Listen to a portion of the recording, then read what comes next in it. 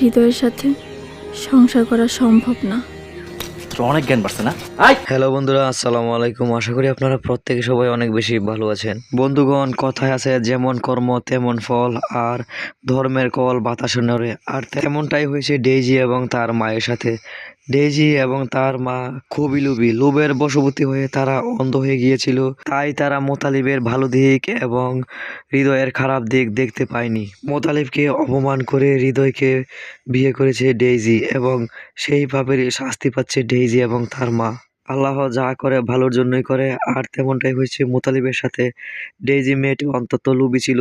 ডেইজিকে বিয়ে করলে মোতালিব সুখী হতে পারতো না, কিন্তু আল্লাহ তার জন্য ভালো একটি ইমানদার মেয়ে রেখে দিয়েছে এবং সে তাকে বিয়ে করে সুখী হবে। অপরদিকে হৃদয় ডেইজিকে যে আইফোন উপহার দিয়েছিল সেটাও তার না, সে একজনের কাছ থেকে ধার এনেছিল এবং বিয়ের পর তা আবার সে ফেরত নিয়ে গেছে। তারাও হৃদয় যে তার বাবার বিশাল সম্পত্তির কথা বলেছিল সেটাও গল্প ছিল। হৃদয় বলেছিল যে ডেইজির মা তাদের বাড়িতে তার মায়ের মতোই নয় সুখে বসবাস করবে, কিন্তু তেমনটা হয়নি।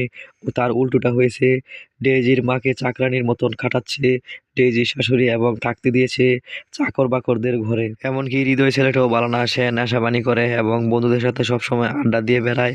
তার কোনো ইনকাম নেই। ওদিকে মোতালিবের বাড়িতে তারা নিজের মতো থেকেছিল, নিজের মতো কাজ করেছিল, খেয়েছিল, কিন্তু তারপরও ডেইজি বলেছে যে 60 বছর সে চাকরানির মতো তাদের বাড়িতে কাজ করেছে, কিন্তু বিনিময়ে তারা কিছুই পায়নি। ডেইজির সাথে সাথে ডেইজির মাও অনেক বেশি অকৃতজ্ঞ, আর অকৃতজ্ঞ মানুষের সাথে এমনটাই হওয়া প্রয়োজন। অপরদিকে মোতালিব একজন ফরেস্টগার্ড এবং ভালো মানুষ, এবং ভালো মানুষকে ভালো মানুষ চিনতে পারে, তাই ভালো মানুষের সাথেই বিয়ে হচ্ছে মোতালিবের।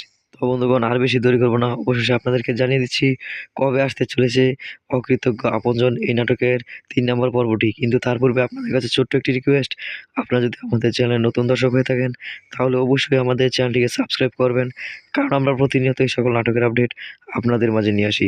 আর বন্ধুরা, আপনারা কে কোথায় কোন দেশ হতে ভালোবেসে আমাদের ভিডিওগুলো দেখছেন তা অবশ্যই কমেন্টে লিখে জানাতে পারেন। বন্ধুগণ, অকৃতজ্ঞ আপনজন এই নাটকের 3 নম্বর পর্বটি আসতে চলেছে আগামী বৃহস্পতিবার বিকেল 3 ঘটিকায় ঈগল বাংলা নাটক ইউটিউব চ্যানেলে। তো বন্ধুগণ, আশা করি আপনারা প্রত্যেকে সবাই অনেক বেশি ভালো থাকবেন, সুস্থ থাকবেন, এবং সেই সাথে পরবর্তী ভিডিও দেখার আমন্ত্রণ জানিয়ে আজকের মতো এখানে আল্লাহ হাফেজ।